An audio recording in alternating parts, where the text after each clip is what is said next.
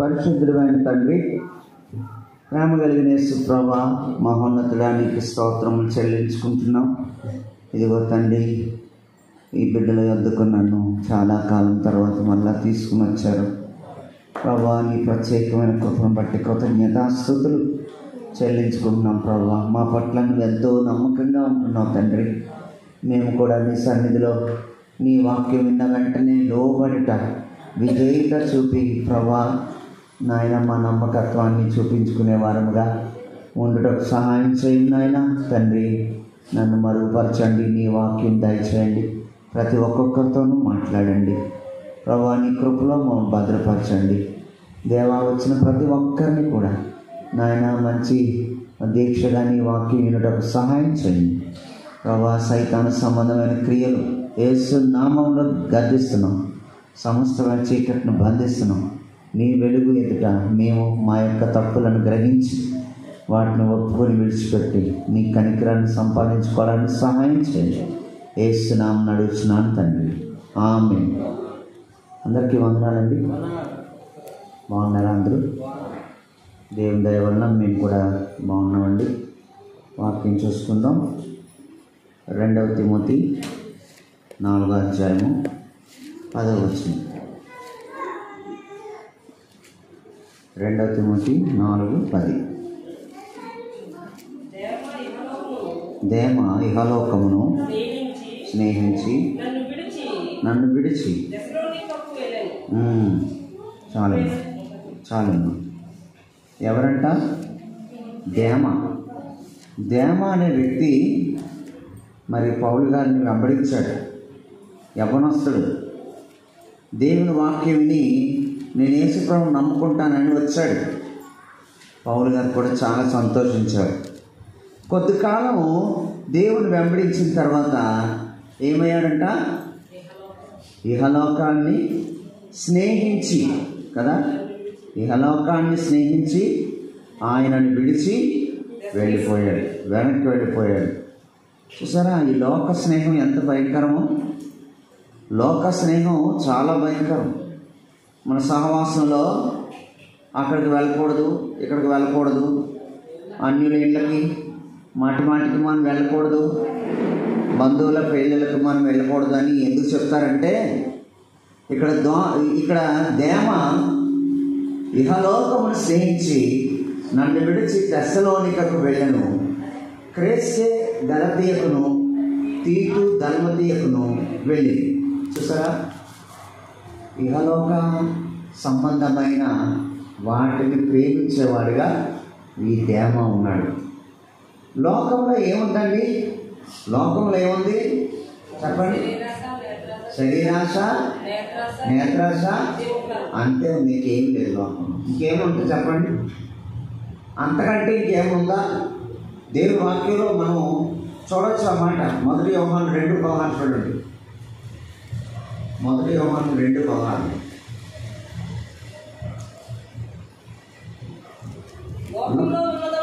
లోకంలో ఉన్నదంతయు అనగా శరీరాశయు, నేత్రాశయు, జీవపు డంబమును తండ్రి వలన పుట్టినవి కావు, అవి లోక సంబంధమైనవే.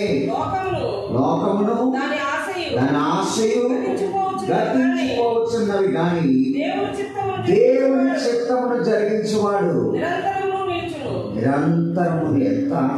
ఎంత గొప్ప సత్యం ఉందో చూడండి. ఇక్కడ మీరు జాగ్రత్తగా మీరు అర్థం చేసుకుంటే లోకం నుండి మీకు విడుదల వస్తుంది. లోకమును దాని ఆశయు గతించిపోవును కానీ దేవుని చిత్తమును జరిగించువాడు నిరంతరమును నిలుచును. అంటే ఎవరైనా కానీ అర్ధంతరంగా పోవాలనుకుంటారా? అనుకోరు. కలకాలం ఉండాలనుకుంటారు.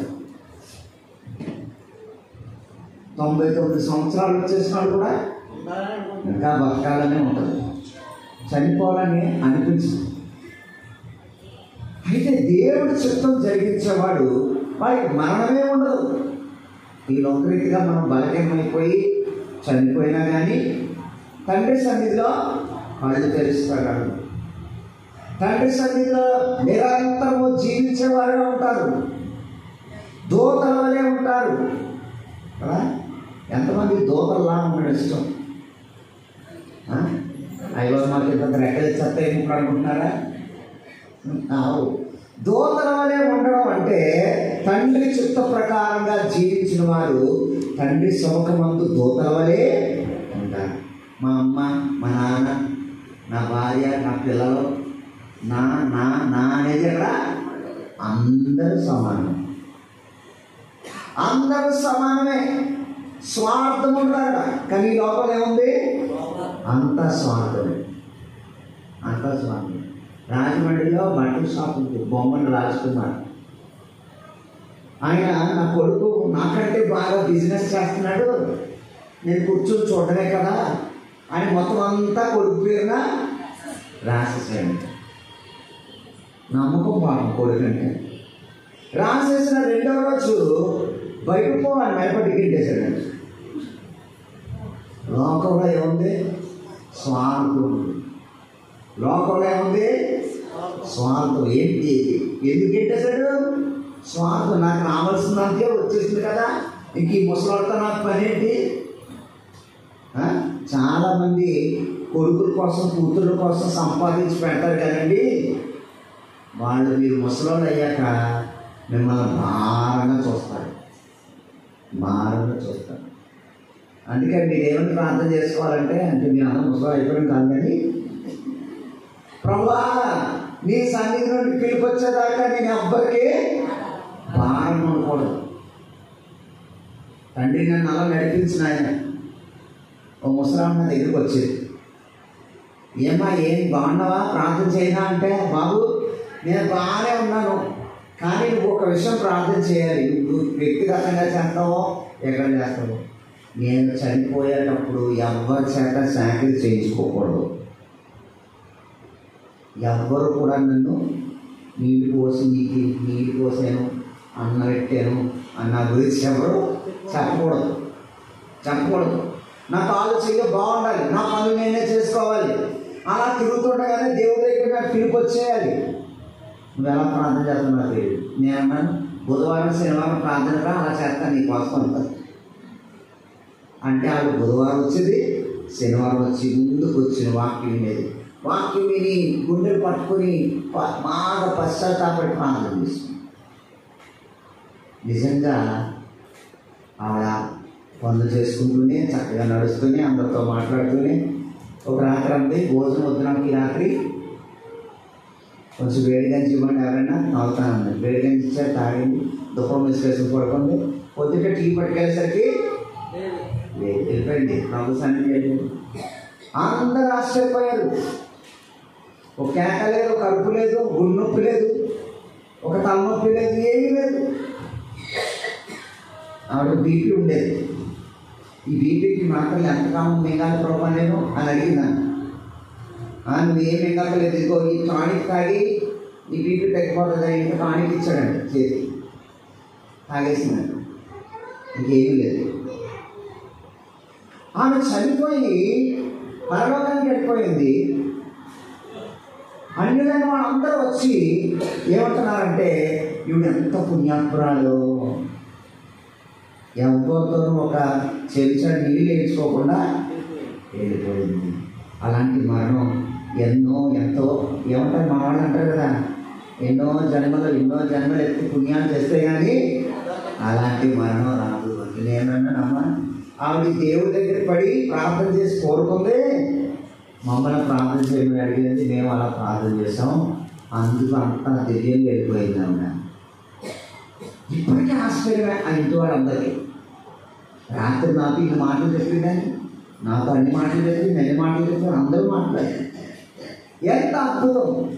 నిస్వార్థంగా బ్రతికే వాళ్ళ జీవితాలు ఎలా ఉంటాయంటే, నాకేమి కొద్దిగా నా ప్రభు ఎప్పుడు పిలిస్తే అప్పుడు నేను రెడీగా ఉన్నాను, లేకపోతే ఆయన నన్ను తీసుకెళ్ళడానికి వచ్చాడనుకో మధ్యాకాశంతో పిలిస్తే నేను వెళ్ళిపోతాను. గుడ్ల మీద చేసుకుని అలా మీరు ఎవరైనా చెప్పగలరా? అయ్యో అప్పుడేనండి ఇంకా కొబ్బరి తోట దిప్పి లేదండి, కొబ్బరికాయలన్నీ అలా ఉండిపోయినాయండి బాబు, నేను వెళ్ళిపోతే మా అమ్మాయి పెళ్ళి అవ్వలేదండి, పెళ్ళి అయిపోయాక వచ్చేస్తానండి ప్రభు దగ్గరికి. ప్రియులారా, దేవుని చిత్త ప్రకారంగా నడిచేవాడు ఎలా ఉంటాడంటే ఎప్పుడు సిద్ధంగా. మనం ఎలా ఉండాలంట? నడుము కట్టుకుని, చెప్పులు కట్టుకుని, కర్ర చేత పట్టుకుని, ఆహారం నిలబడి త్వరపడుతూ తింటూ ప్రయాణానికి సిద్ధంగా ఉండాలి. ఐగుప్తు దేశంలో ఇశ్రాయేలుకి దేవుడు నేర్పించిన విషయం ఎప్పుడు సిద్ధంగా ఉండాలి. దేవుడు నేను పిలిచాడంటే, ప్రభువా ఇదిగో నీ దాసుడు సిద్ధంగా ఉన్నాడు, నువ్వేం చెప్తారు చేయడానికి నేను ఇక్కడ సిద్ధంగా ఉన్నాను. నిస్వార్థమైన జీవితాలు. లోకము దాని ఆశ తగ్గించిపోతాయి. ఈ లోకం అంతా ఉండదండి. మీరు ఎవరి గురించి అని చెప్పండి. చనిపోయినప్పుడు ఎవరైనా ఏదైనా కూడా పట్టుకెళ్ళారా? ఏమండి, మొన్న నేను అక్కడ ఒక ఆయన చనిపోయాడండి, వెళ్తా కొబ్బరి బొండం పట్టుకుపోయాడని అని చెప్పండి. ఒక కొబ్బరి బొండం పట్టుకెళ్ళి వెళ్ళా. నీకు ఏదున్నా, ఎంత విలువైన ఉన్నా సరే ఇక్కడే వదిలేసి, ఏమండి మనం ఆ లోకానికి సంబంధించిన వాడు. ఈ లోక సంబంధం వాటితో మనకు సంబంధం లేదు. వాటి గురించి మీ మనసులో పాడు చేసుకోకండి. ఏమి తిందునా, ఏమి త్రాగుదునా, ఏమి గడించుకుందునా అని ఆలోచించుకుంటే ఈ నెత్తి మీద ఉన్న జుట్టంతా ఊడిపోతుంది తప్ప ఏమి లాభం ఉండదు. కీడుకే కారణం. అంటే ఆలోచనలు కీడుకే కారణం. స్వార్థపూరితమైన జీవితం పాపం చేయిస్తుందండి. ఈ చేత పాపం చేయిస్తుంది. ఎలా చేయిస్తుంది పాపం?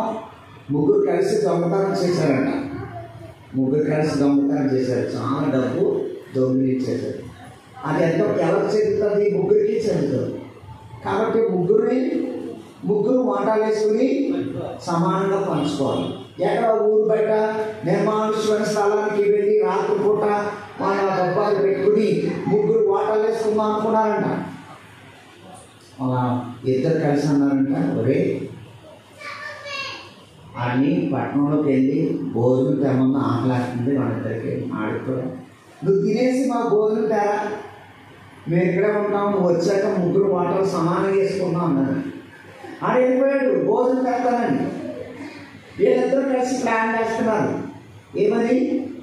ఆడు ఇలా రాగానే ఒక్క దెబ్బ కొడతాను తల మీద, అటు పడి చచ్చిపోతాడు. అప్పుడు ఆరు వాటర్ కూడా మన ఇద్దరం పని చేసుకుంటాం. ఎంత స్వార్థం అది! లోకంలో ఉన్న స్వార్థం చెప్తున్నాను. వారి వాటర్ కూడా మనం పని చేసుకుందాం ఇద్దరం కలిసి, ఎక్కువ అప్పుడు అనుకున్నాను. సరే ప్లాన్ వేసుకున్నారు. ఊపిరి పెట్టుకుని చూస్తాడు ఎప్పుడు వస్తాడా అని. వాడు ఇలా అనుకోగా పొట్లం పట్టుకుని నేను పొట్ల పెట్టుకుని వస్తున్నాడు. ఒరే నువ్వు తినేసావా? తినేసాను. భోజనం చేశాడండి, పైకొంటుంది అనుకున్నాను. అలా పొట్ల వాడు పెట్టగానే ఒక్క దెబ్బ కొట్టేసి కింద పడేశారు, చచ్చిపోయాడు. అప్పుడు భోజనం తెచ్చాడు, వేడిగా ఉంది, మన ఇద్దరం తినేసి ఈ డబ్బు పంచుకున్నారా అని. ఇద్దరు గబగబా తినేశాడు. తినేసి నొరగా కప్పుకుంటే ఇద్దరు చచ్చాడు. ఆడేం చేశాడు? తినేసి విషం కలిపేసి తెచ్చి ఇద్దరిని చంపేసి ఆ మొత్తం నేను పట్టుకోవాలని ఆడొచ్చాడు. స్వార్థంగా ఆడొచ్చాడు. ఎవరు స్వార్థంగా? వీటిని దేవుడు అక్కడ ఏమైనా పట్టుకెళ్ళారా? ఎవరైనా పట్టుకెళ్ళారా? ఈ లోకంతో స్నేహం అలాంటిదే.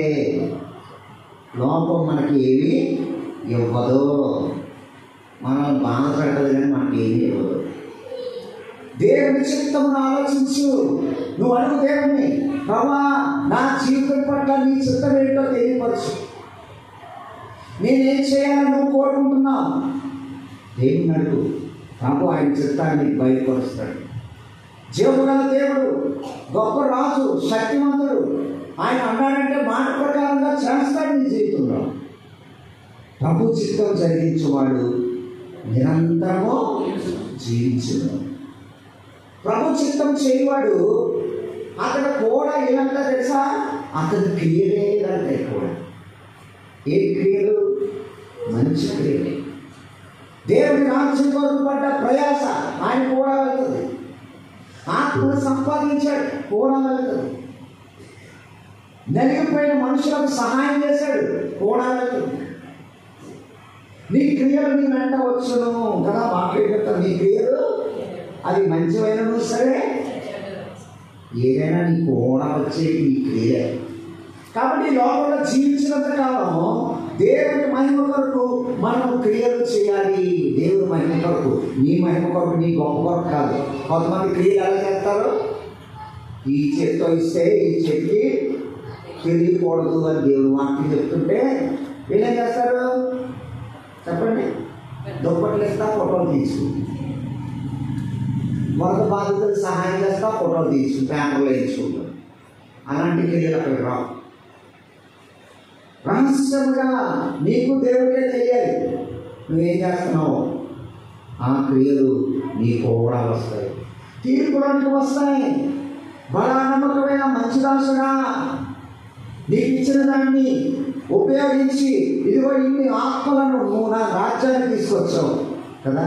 నువ్వు ఎంత ఖర్చు పెట్టినా ఒక ఆత్మ దేవుడు తెలుస్తుందనుకో, అది నీకు అక్కడ కోట్ల ఆస్తితో సమానం.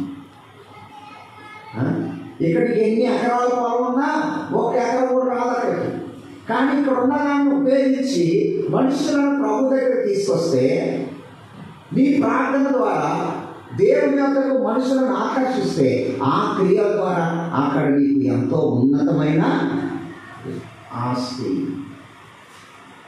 నీ క్రియల ద్వారా నీకు తీర్పు జరుగుతుంది. మొన్న అమలాపురంలో రిట్రీట్ జరిగింది, పిల్లల రిట్రీట్.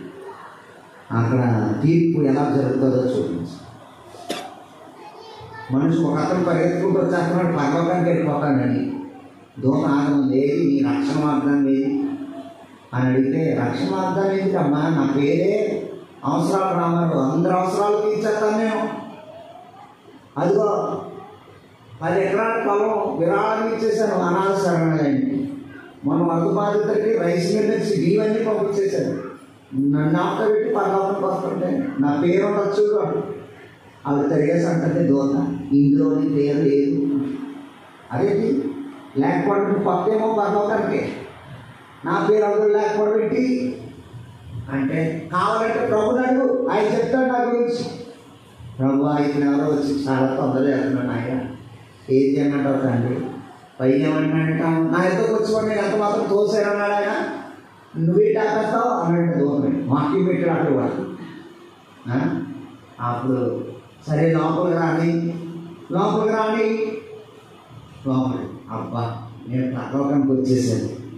దేవుడి సింహాసనం, బంగారు వీధులు, భవనాలు, దోతలు, అబ్బా వాళ్ళ వస్త్రాలు ఎంత బాగున్నాయో అని మురిసిపోతూ తిరిగి తన వైపు చూసుకున్నాడు.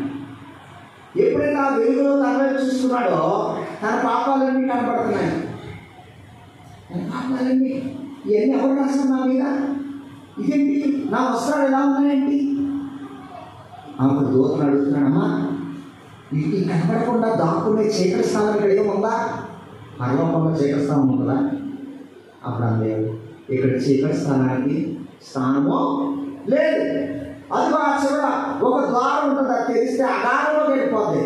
ఇక మళ్ళా నువ్వు ఎక్కడికి పైకి రాలేదు అంటే అదిగో అక్కడికి వెళ్ళిపోతానని పరలోకంలో ఉండమన్నా కూడా ఉండలేక పరిగెత్తుకుంటా ఆ చీకటిలోకి దూకేశాడు. అది ఎక్కడికి వెళ్ళిపోయింది? అగాధంలోకి వెళ్ళింది. చూసారా, రక్షణ లేకుండా, ఏదో దేవుడిని తెలుసుకోకుండా, నీ గొప్ప కోసం మంచి పని ఈ లోకంలో చేశాను కాబట్టి నేను పరలోకం వెళ్ళిపోతానంటే నీ నీతి అక్కడ మురిగి గొడ్డల వంటిదే. ఎన్ని దానాలైనా చేయొచ్చు, ఎన్ని విరాళాలైనా ఇవ్వచ్చు, నీ పేరు ఎన్ని చోట్లైనా రాయొచ్చు.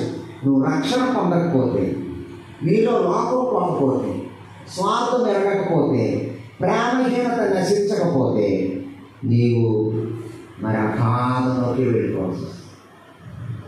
మన దగ్గర దేవుడి చిత్తం ఏంటండి? నీవు రక్షణ పొందడం ఆయన చిత్తం, ఆయన అడుగుజాడలో నడవడం ఆయన చిత్తం, అనేకులకు సాక్షిగా నువ్వు ఉండడం ఆయన చిత్తం, నీ ప్రజలను దేవుని యొద్దకు నడిపించడంలో నువ్వు ప్రయాసపడాలనేది ఆయన చిత్తం.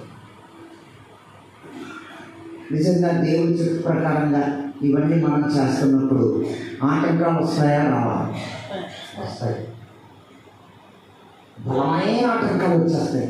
ఎందుకంటే ఈ లోకం దురాత్మల సమూహంతో నిండి ఉన్నది. విపరీతమైన ఆటంకాలు వచ్చేస్తాయి. యేసయ్య ఏమంటున్నాడు? భయపడకు, ధైర్యపడు, దిగులు పడకు, ధైర్యపడు. ఇదేంటి ఇలా జరిగిందనుకోకు, ప్రభుని స్తుతించుకుంటా ముందుకెళ్ళిపో. దేవుడు ఇప్పుడు ఒక మాట ఏం చెప్తాడంటే, ముందుకేనాడు. ప్రభు వైపు చూడు కదా, విశ్వాసం కట్టి దాన్ని కొనసాగించేవాడునైనా యేసు వైపు చూడు. ఏమంటే నేను అసలు ఎక్కడికి వెళ్ళండి, అయినా సరేనండి తిరిగిపోతానండి, ఊరు మీద తిరుగుతున్నానండి. అందుకే చర్చకు కూడా నడవ మానేస్తానండి. ఎంత వ్యక్తి సైతాన్ వేసేట యేసుప్రభు అనలేదా? యేసుప్రభు ఏమన్నారు? తిరిగిపోతాను. ఆయన తిరిగిపోతా 40 రోజులు ఉపవాసం ఉన్నాడు. ఎప్పుడైనా ఉన్నా తిండిపోతే ఉండగలరా? తిండిపోతే ఒక్క క్షణం తినలేకపోతే. ఒక అమ్మాయి బంధువులింటికి వచ్చింది, బ్యాగ్ ఎలా కడిగించుకొని వస్తుంది. మేము అనుకున్నాం అంత పెద్ద బట్టల బ్యాగ్ తెచ్చేస్తుంది, ఎన్ని రోజులు ఉంటుంది ఇక్కడ అనుకున్నాం. అంటే 2 రోజులు ఉంటే మనిషి కాదనమాట. అమ్మాయి 1-2 రోజులు ఉంటుంది, వెళ్ళిపోతుంది. ఇంత బ్యాగ్ అర్థం చేయడం ఇంతకే చూస్తే ఏంటి అందులో అంత తిండే. ఇక్కడ దొరకబడినట్టు అక్కడి నుంచి కొట్టేసుకుంది హైదరాబాద్ నుంచి. ఇంతంత ఆయన పొడుగు ఉన్న కేకులు అంట, బిస్కెట్ ప్యాకెట్లు అంట, రకరకాలు చాక్లెట్లు అన్నీ ఇవి, బ్యాగ్ రెండు బట్టల కంటే ఇవి ఎక్కువ ఉన్నాయి. అలా వెళ్తుంది, మళ్ళా వస్తుంది, ఒక సిగరెట్ నోట్లో పెట్టేస్తుంది, నలుగురు వెళ్ళిపోతుంది, మళ్ళా వస్తుంది. ఎవరికి ఏం పెట్టట్లేదు, తినేయడం ఆ చెత్త మళ్ళీ అందులోనే. తిండిపోతులు ఎలా ఉంటారో, చదివేదేమో 6వ తరగతి, మనిషి చూస్తే ఇంత ఆ తిండంతా ఏమవుతుందో ఒంటు పెట్టేసి ఏమంటే మీ అమ్మాయి అన్నం తింటారా, ఏమన్నా అన్నం పెడితే తెల్లలేదు అంటే ఆలంటారు. మా అమ్మాయి అన్నం తిందండి, ఏం పెట్టాలమ్మా? అవి ఇవి తినేస్తుందండి, ఇంకా అన్నం తింటుంది. ఆవిడ కోసం బాగా డబ్బాలు కొనడం అయిపోతుంది. డబ్బా అవి కలిపేసి ఇచ్చేస్తే తాగేస్తుంది, ఇవి తినేస్తుంది, అన్నం తిందండి. చిత్రమైన మనుషులు కదా, చిత్రమైన మనుషులు. ఎలాంటి వాడమైనా ఎలాంటి దానిమైనా నీకు ఇస్తున్న టైం, నీకు ఇస్తున్న డబ్బులు అన్నీ లెక్కే. ఆయనకి ఎలా ఖర్చు పెట్టావు అని అడుగుతారు. నీకు ఇచ్చిన సమయాన్ని ఎలా ఖర్చు పెట్టావు? నీకు నేను డబ్బులు ఇచ్చాను, ఎలా ఖర్చు పెట్టావు? ఏం చేసావు? నా రాజ్యం కోసం నువ్వేమన్నా చేసావా? నా సేవ కోసం నువ్వేమన్నా చేసావా? అయితే నీలో అంతా ఏముంది? స్వార్థం. కొంతమంది ఎలా ఆలోచిస్తారంటే వెళ్తాం చేద్దాం, ఏంటి మనకేంటి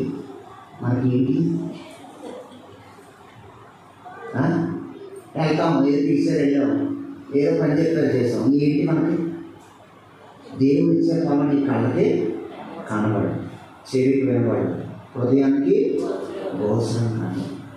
కానీ దేవుడు మాత్రం నిశ్చయంగా నీకు ఫలమిస్తాడు.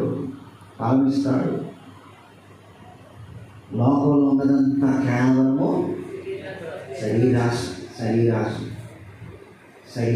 శరీరం. ఇంతలో కనబడి అంతలో మాయమైపోయి శరీరం కోసం నువ్వేమేం చేస్తున్నావో అవన్నీ కూడా వ్యాధులు. కొంతమంది వయసును బట్టి ఆ తగ్గ అందం ఉంటుంది మనిషి. ఏమండి 97 వయసు వచ్చా కూడా నేను 16 ఏళ్ళ అబ్బాయిలా ఉండాలని ఉంటానా? అవును. ఎందుకు మాటపడిపోతారో, అయ్యో ఇలాగ ఎన్ని ముసలి వచ్చేస్తున్నాయి నాకు, అప్పుడే ముసలి అయిపోతున్నారేంటి అని ఏం చేస్తారు? మసిపోసుకుంటారు. మసిపోసుకుంటే గమ్మస్తుగా కనబడిపోతారా? కనబడరు. ఈ శరీరం ఏమండి ఏ టైంలో ఎలా ఉండాలో అలా ఉంటేనే ఉన్నాం. మీరు చూడండి, మీసాలకు మసిపోసుకుంటే ఈ పైన మసిపోసుకున్న వాళ్ళు మొహం ఎలా ఉంటారో, ఒరిజినల్గా ఉన్న మొహం ఎలా ఉంటారో దేవుడు పెడతాడు. ఏ వయసు పెట్టాలో ఆ వయసు పెడతాడు. అంతకంటే బాగా కనబడాలని నువ్వు చేసే ప్రయత్నం చూసావా, అది వ్యర్థం. దానికోసం ఖర్చు పెడతావు చూసావా డబ్బులు, అదంతా వ్యర్థం. వ్యర్థమైన వాటి ఎందుకు మనసు పెట్టద్దు. శరీరాశ, శరీరాశ. ఏ రోజు ఏ ఆహారం దొరికితే దాని కొరకు ప్రభు కృతజ్ఞతాస్తుతులు చెల్లించాలి. చెల్లిస్తున్నాము. ఓ రోజు ఇంట్లో ఏమి వండరు, ఇంటిలో మనకి ఒంట్లో బాగాకో ఏదో మొత్తానికి వండరు. ఆ రోజు నీకు మంచిగానే ఉంటుంది. ప్రభుని స్తుతిస్తున్నాను, ప్రభా ఈ ఆహారం కొరకు నీకు కృతజ్ఞతలు. వీళ్ళ నేను గొప్ప చెప్పుకోవట్లేదు, కానీ నా ముందు ఏ ఆహారం ఉన్నా కానీ దాని గురించి ప్రభుత్వం ఉదయం అంతా చెల్లించి అప్పుడు ఆహారం తీసుకున్నాను. శరీరాశ, ఆశ ఉంటుంది శరీరానికి. ఎక్కడికో వెళ్ళిపోతారు. ఆహారం ఒకటి మనకి ఏదో దొరుకుతుందంట, 4 గంటల బిర్యానీ, తెల్లవారుజాము 4 గంటల బిర్యానీ పెట్టారన్నట్టు అక్కడ పరిగెత్తారు. ఏమండి, ఒకసారి మోరీలో ఉన్నప్పుడు మాతో పాటు ఉండే పనిచేసేవాళ్ళు, మేము బిర్యానీ తినడానికి వెళ్తున్నాం, మీరు వస్తానని అడిగాను. ఎక్కడ అన్నాను, ఈ పక్కనే అన్నాను. పక్కనే కదా అని చెప్పేసి వెళ్తున్నాను. ఏది పక్కన అన్నారు, బండి తీసుకుని ఎక్కడికో తీసుకుపోతున్నారు. ఎక్కడ తీసుకెళ్తున్నాను నన్ను అని అడిగితే, కాజా కాజా కాజా ఊరుందని తెలుసా మీకు? కాజాకి వెళ్తున్నాను, అక్కడ బిర్యానీ చాలా బాగుంటుంది. అయ్యో ఇంత దూరం అంటే నేను రాకపోతుంది, నేను ఇప్పుడు రాను. ఏది తీసుకొచ్చాను ఇంత దూరం బిర్యానీ కోసం? శరీరాశ, శరీరాశ. పార్టీలు చేసుకుంటారు, పార్టీలు కదా, పురుషులు కొంతమంది కలిసి పార్టీలు చేసుకుంటారు. ఏముంది అక్కడ? అంత శరీరాశ. తిరుచు త్రాగుచు జనులు ఆడుటకు లేచిపోయి. జాగ్రత్త, నీ సమయాన్ని శరీర సంబంధమైన వాటితో నువ్వు పాడు చేసుకుంటున్నావా? దేవుని సమయాన్ని పాడు చేస్తున్నావా? దానికోసం సంపాదించాలని ప్రాకులాడుతున్నావా? నీ సంపాదన రూపాయి కూడా నీతో రాదు. అలాంటి దానికోసం ఎందుకంటే ప్రాబ్లం. నీ సంపాదన దేవుడి చిత్తంలో ఉందా లేదో నువ్వు అసలు తెలుసుకుంటున్నావా? దేవుడి చిత్తంలో నువ్వు ఉంటే నీ పని దేవుడు చూసుకుంటాడు. ఒక ఆయనకి వ్యవసాయం పొలం ఉంది, ఎంత 5 ఎకరాలు. కానీ ఆయన ఇప్పుడు సేవకుడు ఎకాతులుండి సహాయం చేస్తూ ఉండేవాడు. మాస్టర్ గారు అనేవారంటే, అబ్బాయి నువ్వు నాయకత్వం ఉన్నంత చేస్తున్నావు, సేవ చేస్తున్నావు, నీ పొలం ఏమవుతుందో చూసుకుంటున్నావు అసలు అని అడిగితే, అయ్యా ఈరోజు వెళ్తానండి, పొలానికి వెళ్తానండి, చూసుకుని వస్తానండి. వెళ్ళాడండి. వెళ్ళి చూసుకుని వస్తే చుట్టుపక్కల అందరు పొలాలు బాగున్నాయండి, ఇక్కడ పొలం చేయనట్టేసింది. అయ్యా మీరు ఏమన్నారు అలా అన్నారు, కానీ వెళ్ళి చూసేసరికి అంతా చీడ కట్టేసి ఉందండి, బాగా ఒకసారి మీరు రండి నా పొలం చూడాలంటే. ఆయన అన్నారట, ఎడ్ల బండి కట్టు, నేను వస్తాను, కొబ్బరి చేసే పట్టరా అన్నారండి. అంటే సరే వెళ్ళారు, పొలం వెళ్ళారు. చూస్తే అంతా చీడ పట్టేసింది. అన్ని పొలాలు బాగున్నాయి, ఈ పొలం చీడ పట్టేసింది. అక్కడ సేవకుడు కొబ్బరిని తీసుకుని ఎండిన స్ప్రే కదంగా తీసుకురామని నీళ్ళు నింపమని కొబ్బరిని పట్టుకుని అన్నాడంట, ప్రభువా ఈ సహోదరుడు నీ చిత్రంలో నీ రాజ్యం కొడుకున్నారంట. పరుగులెత్తాడు, ఈ పొలం చీడ పట్టేసింది. నీ పని చేసిన వాడు పని నువ్వు చేస్తావు కదా, సహాయం చేయ తండ్రి. నువ్వు ఎలా సహాయం చేస్తావో ఈరోజు నీ ఆశ్చర్యాన్ని చూపించు ప్రభువా అని ప్రార్థన చేసి అందులేసి, అబ్బాయి పొలం అంతా కొట్టేయండి. అదే ముందా విశ్వాసంతో చేసిన ప్రార్థన. పొలంతా కొట్టేశాడండి. మరుసటి రోజు పొద్దుటే లేచి ప్రార్థన చేసుకుని వెళ్ళి చూసేసరికి ఒక్క పురుగు లేదండి పొలంలో. ఏమైపోయింది అంటారు, చచ్చిపోయిందంటారా? దేవుడు ఆజ్ఞాపించిన అంతా వదిలిపోయింది. దిగుబడి వచ్చేసరికి ఆ చుట్టుపక్కల పొలాలందరికంటే ఈ పొలం దిగుబడి, అదే దిగుబడి రాగానే వాళ్ళు అడిగారంట, ఏమయ్యా ఏం దేశం, ఏం కొట్టావు, ఏ స్ప్రే కొట్టావు, మాకు కూడా చెప్పవా? నీకు చాలా మొన్నేమో సెలెక్టేసింది, కానీ ఇంత దిగుబడి ఎలా వచ్చింది? అప్పుడు అన్నాడంట, నేను దేవుడి చిత్తంలో నడవడమే నా పెట్టుబడి.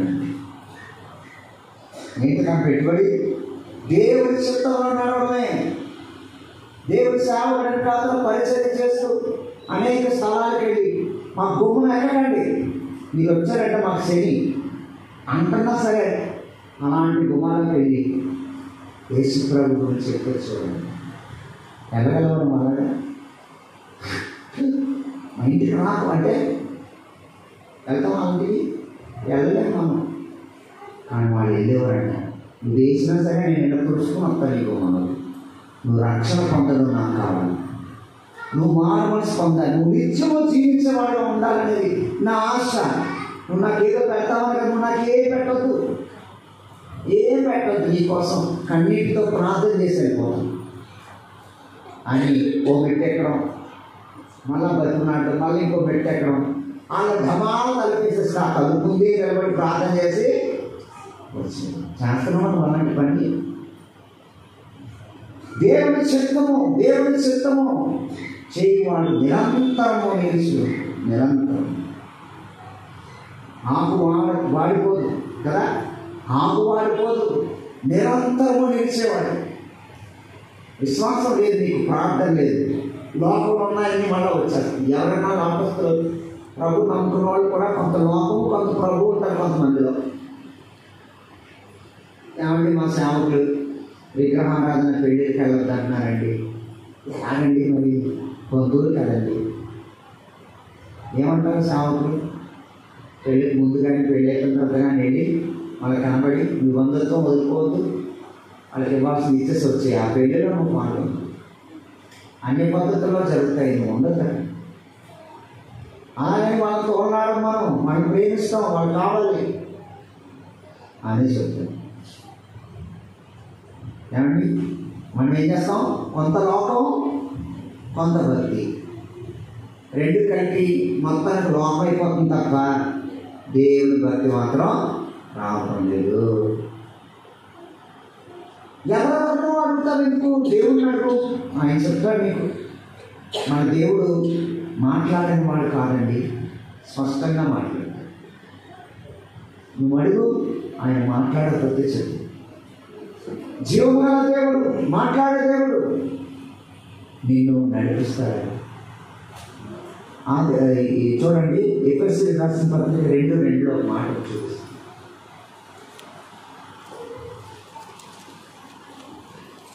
ఎఫెసీ 2:2 మీరు వాటిని చేయించు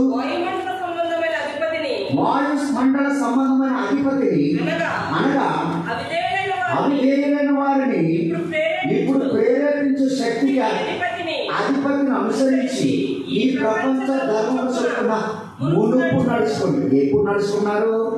మునుపు అంటే మీకు తెలియనప్పుడు. ఒకప్పుడు మనం చీకట్లో ఉన్నాం, మనకు తెలియదు, మునుపు నడుచుకున్నాం. ప్రపంచ ధర్మం చొప్పున అంటే లోక సంబంధమైన ధర్మం.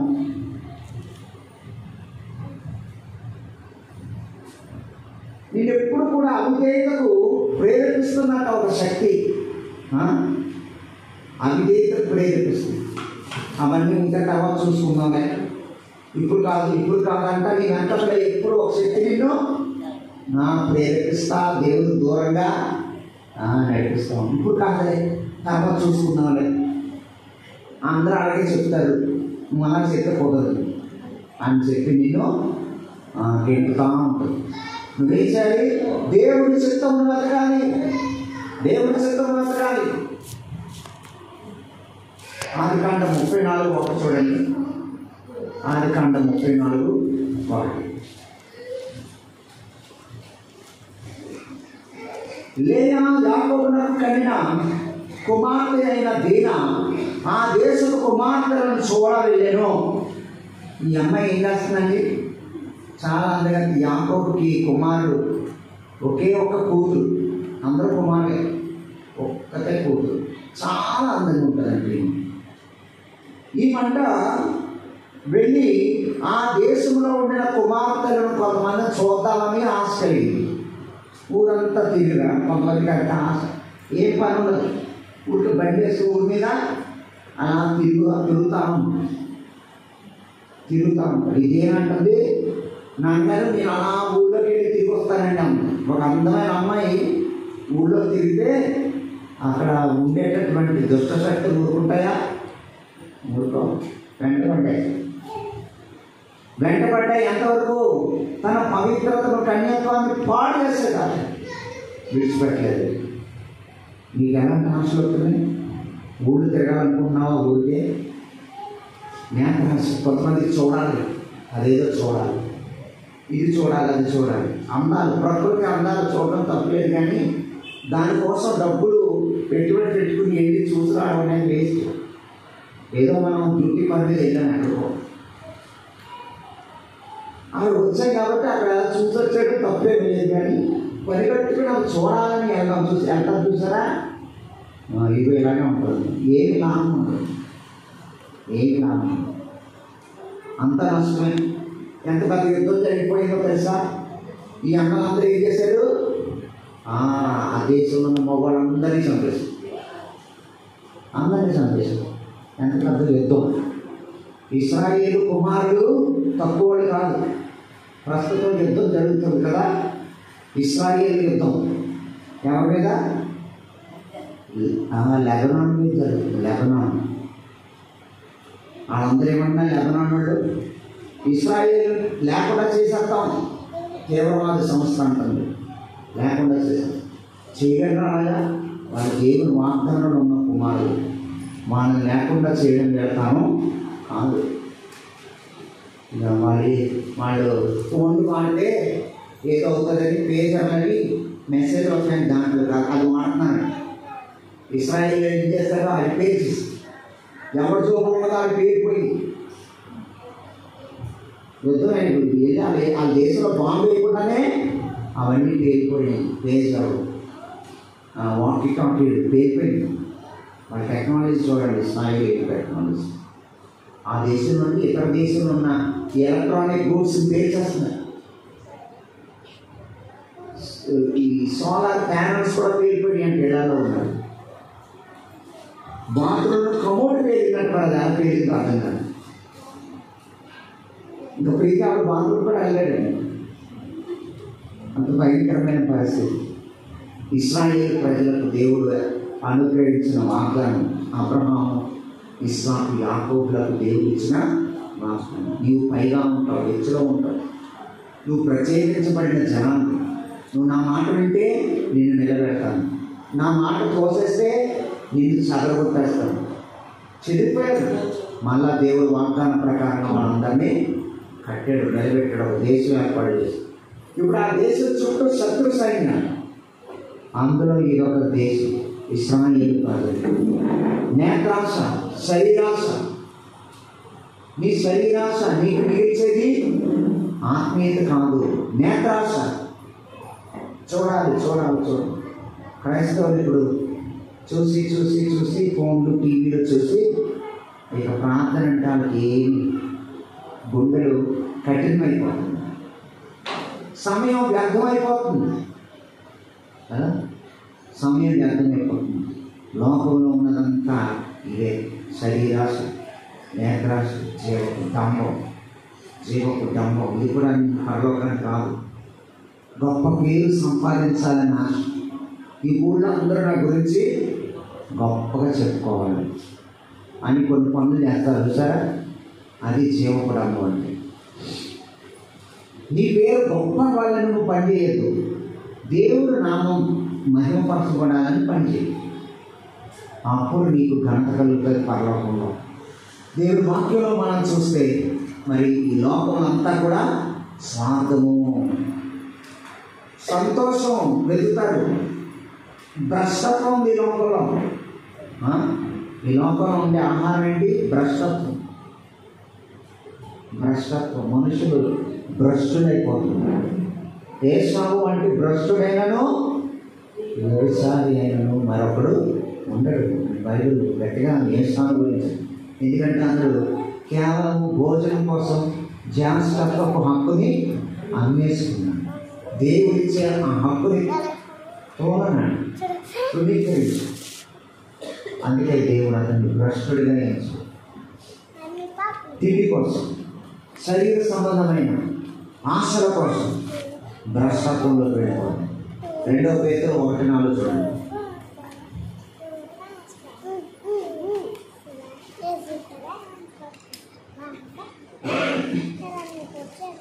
చదవండి.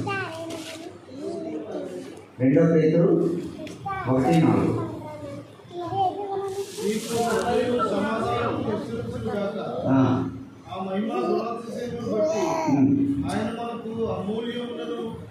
అమూల్యమును అత్యధికమైన వాగ్దానములను మనకు అనుగ్రహించి ఉన్నాడు.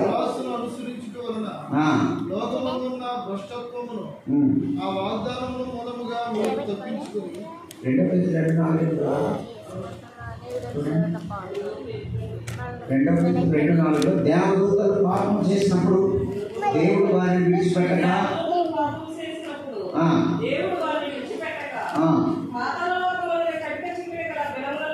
త్రోసి తీర్పు కాలంలో ముంచబడ్డ వారిని ఆపగించింది. దేవుడు పాపాన్ని సహించడండి. దేవదూతలైనా సరే పాపం చేసి ఆయన ఏం చేశాడు? కటిక బిలంలోకి వాళ్ళని త్రోసివేసి వారిని కాపలాలో ఉంచాడు. కాబట్టి దేవుడు మరి భ్రష్టత్వానికి నేను విడిచిపెట్టాడు. ఒకవేళ నువ్వు అలా వెళ్ళిపోయి వాక్యం తెలిసి కూడా నువ్వు పాపం చేసినట్లయితే దాని కొరకు ఆయన శిక్ష వేయడానికి సిద్ధంగా ఉన్నాడు. దేవుడు చాలా మంది అనుకుంటారు, నాకు ఎందుకు ప్రభు శిక్ష వేశాడంటే, శిక్ష వేయడం అనేది ఆయన చిత్తం కాదండి. మనల్ని రక్షించాలి, క్షమించాలనేది ఆయన చిత్తం. కానీ శిక్ష ఎవరు తెచ్చుకున్నారు? మనమే తెచ్చుకున్నాం. మనుషుడా ఏది వింటే ఆ పంటనే కోసం. నీ తలంపులు ఎలా ఉంటే అదే క్రియ నీకు ఎదురొస్తాను. నీ స్వభావం ఎలా ఉందో నీ పిల్లల్లో చదివేస్తాను, బయటకు వస్తాను.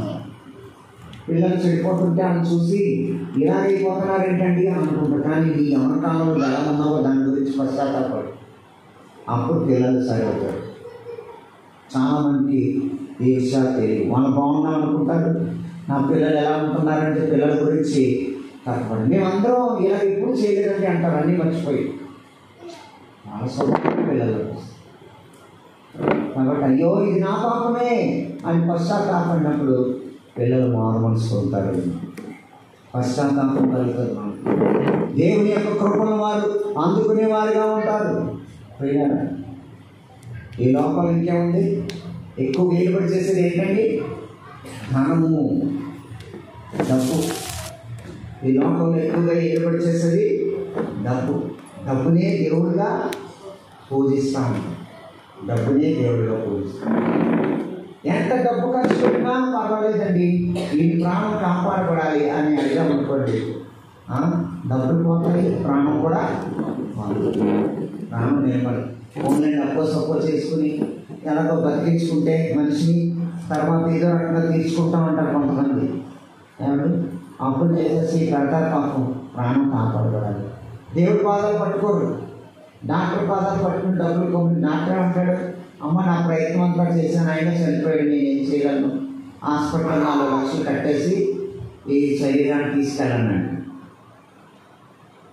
డబ్బులు పోయి ప్రాణాలు పోయి.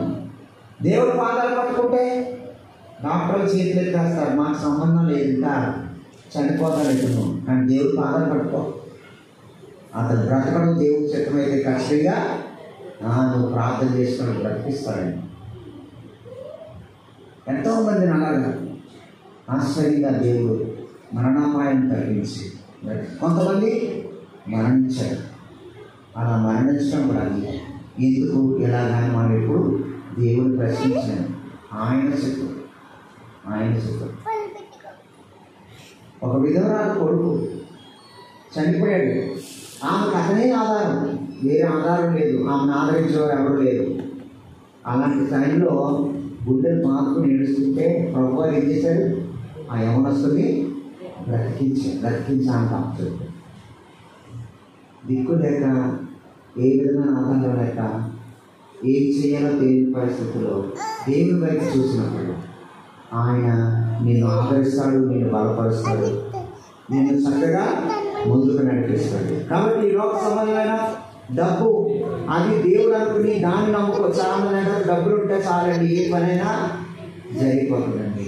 ఏమో ఏ పనైనా జరుగుతుందేమో, కానీ నీ ప్రాణం మాత్రం డబ్బు స్వాధీనంలో లేదని మనం గుర్తుపెట్టుకోవాలి. మన ప్రాణం ఎవరి స్వాధీనం ఉంది?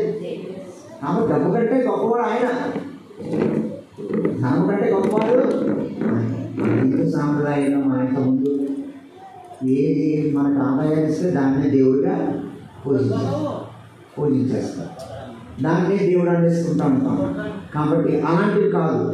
మహోన్నతుడు పరలోకమందు ఉన్నాడు, ఆయన మనకి సహాయం చేసే దేవుడని మనం నమ్మిక ఉంచాలి. 1 తిమోతి 6:17. 1 తిమోతి 6:17.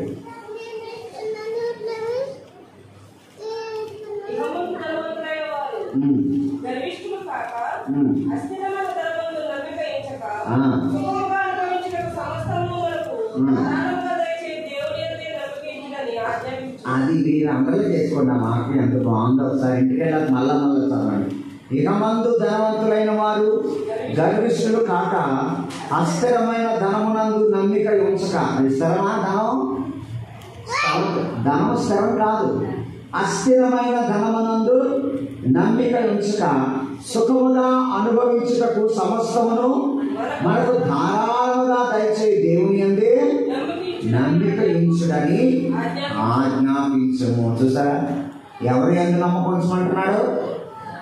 దేవుని యందు నమ్మిక ఉందా? నీకు దేవుడి మీద నమ్మకం ఉందా? అసలు నీ డబ్బు మీద ఉందా నమ్మకం? నీ బిడ్డ మీద నమ్మకం, నీ ఆస్తి మీద, బంధువుల మీద నమ్మకం ఉంది. దేవుడి మీద నమ్మకం ఉంచు. ఇదేమి కాదు, ఇవన్నీ స్వార్థపూరితమైనవే కదా. అసలు మా ఇంటికి రానని మానేశారు అంటారు. పనులు చూడండి, ఎందుకు రాలేకపోతున్నాను, వస్తానులే అంటారు. ఈవిడ ఏది ఉండదు, వాళ్ళు రమ్మనేది ఉండదు. ఊరికే మాటలు అంతే, అయిపోయి మాటలు. ఒక ఇంటికి వెళ్తే ఫోన్ చేయండి అంటుందంటే భోజనం పెట్టట్లేదు. ఆవిడ భోజనం పెట్టట్లేదు. ఎలా పెట్టారు? భోజనం చేయండి ఈవిడ అంటే వద్దు అంటుంది. ఆవిడ భోజనం అంటే ఈవిడ ఏమంటుంది? వద్దు అండి. పెడితే తిందామని ఈవిడ చెప్తుంది, ఆవిడ పెట్టట్లేదు. లోపల పరిస్థితులు ఎలాగే ఉంటాయి. కానీ దేవుని అందరూ ఉన్నవాళ్ళు చక్కగా స్వచ్ఛంగా మాట్లాడతారండి. ఏమండి మంచి సమయానికి వచ్చారు, నా దగ్గర ఏం లేదు, ఇదిగో ఈ నిమ్మకాయ నీళ్ళు తాగండి, ఎండలో వచ్చారు ఈ మధ్య తాగండి. ప్రేమతో స్వచ్ఛంగా మనసులో ఏం పెట్టుకోవాలి. నిస్వార్థంగా జీవించడం అనేది ప్రభువే మనకు నేర్పిస్తాడు. అందుకే మన మాట స్వచ్ఛంగా అవునంటే అవును, కాదంటే కాదు. ఏమంటే దేవుడి వాక్యం ప్రకటిస్తుంటే కొంతమందికి కళ్ళు తెరిస్తే అందరి కళ్ళు ఇహలోక సంబంధమైన దేవత మనోనేత్రాలకు ఏం కలగతుంది? వృద్ధి కలుగుతుంది. అందుకే వాళ్ళకి దేవుడు అంటే అర్థం అవుతుంది. దేవుడు అంటే అర్థం అవుతుంది. చూడండి ఆ మాట ఎక్కడ ఉందో, 2 కొరింథీ 4:4 చూడండి.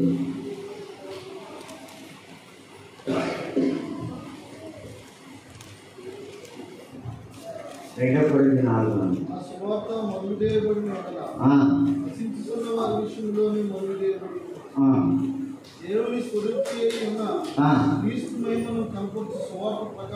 క్రీస్తు మహిమను కనపరుచు సువార్త ప్రకాశము వారికి ప్రకాశింపకుని నిమిత్తము ఈ యుగ సంబంధమైన దేవత అవిశ్వాసులైన వారి మనోనేత్రములకు వృద్ధితనము కలుగజేసెను.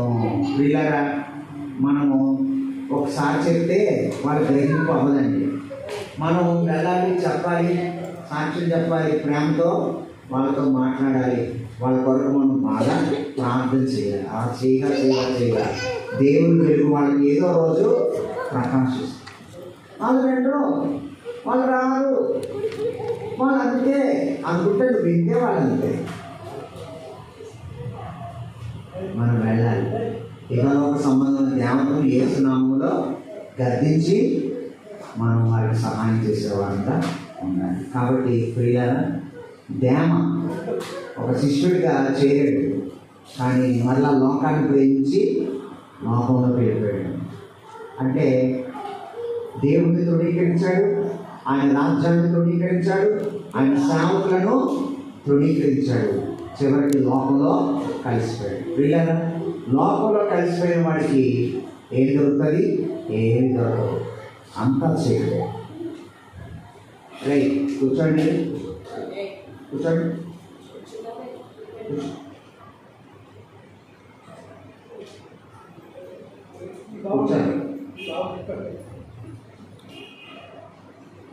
లోక సంబంధమైన దేవత మనోనేత్రాలు గ్రొడ్డితనం కలగజేస్తాయి. కాబట్టి మన బంధువులు, మన ప్రియులందరూ కూడా గ్రొడ్డితనంలో ఉన్నారు. యేసు ప్రభు ఎవరో, ఎందుకు వచ్చారో తెలియని పరిస్థితుల్లో ఉన్నారు. వారికి తెలియపరిచే బాధ్యత మనందరిది. కాబట్టి ప్రియులారా, లోకంలో ఏమీ లేదు, అంతా మాయ అంటారు కదా. ఏముంది లోపల? అంతా మాయ. మాయ ఏంటి? శరీరాశ, నేత్రాశ, జీవపురాలు. ఈ మూడు నిన్ను పరలోకానికి చేరవు. వీటి నుండి విడుదల నీకు వచ్చినప్పుడే నువ్వు పరలోకానికి వెళ్తావు. కాబట్టి నీ దృష్టి లోకం మీద కానీ, లోకం యొక్క ధనం మీద కానీ, శరీరాంశుల మీద కానీ పెట్టుకోకుండా దేవుడి చిత్తం నెరవేరుస్తూ ఆయన మీద దృష్టి నిలిపిన వారు నిరంతరం జీవించేవారుగా ఉంటారు. ప్రార్థన చేస్తుంది. పరిశుద్ధుడైన తండ్రి, ప్రేమగల యేసు ప్రభువా, నీ వాక్యం ఎంతో స్పష్టంగా మాట్లాడిన మాతో సగం లోకము సగం దేవుడిలో ఉంటున్నాం మేము. అలా కాదు, పూర్తిగా నీలో ఉండాలి, పూర్తిగా నీ వెలుగులు మీరు కలిగి ఉండాలి, పూర్తిగా అన్ని జనులకు నీ గురించి మేము సాక్ష్యం ఇవ్వాలి. ఆయన ఇంకా నాకు దేవత కలగజేసే గుడ్డితనానికి మీరెక్కడా లోనైపోకుండా మాకు సహాయం చేయండి. దేవా, ఈ వాక్యాన్ని ఫలింపు చేయండి, ఒక్కొక్కరిని బలపరచండి, ప్రతి కుటుంబాన్ని దర్శించండి, యవనస్తులను దర్శించండి. ఈ మరటిపల్లి గ్రామంలో ఎంతో మంది ఉన్నారు ప్రభా, ఆత్మలు ఉన్నాయి తండ్రి. నాయన, గమ్యస్థానం లేకుండా కొట్టుమిట్లాడుతున్న వాళ్ళు ఎంతో మంది ఉన్నారు ప్రభా. వారందరినీ నీ మందిరానికి ఆకర్షించండి, వాళ్ళకి ఒక నిరీక్షణ కలుగజేయండి. నీ వాక్యం ద్వారా వెలుగు వారికి ప్రకాశింప చేయండి. కుటుంబాన్ని కట్టండి ప్రభా, జయం ఇవ్వండి, సహాయం చేయండి. మీ నామాన్ని మహిమ తెలుసుకోండి. యేసుక్రీస్తు ప్రభువు నామమున.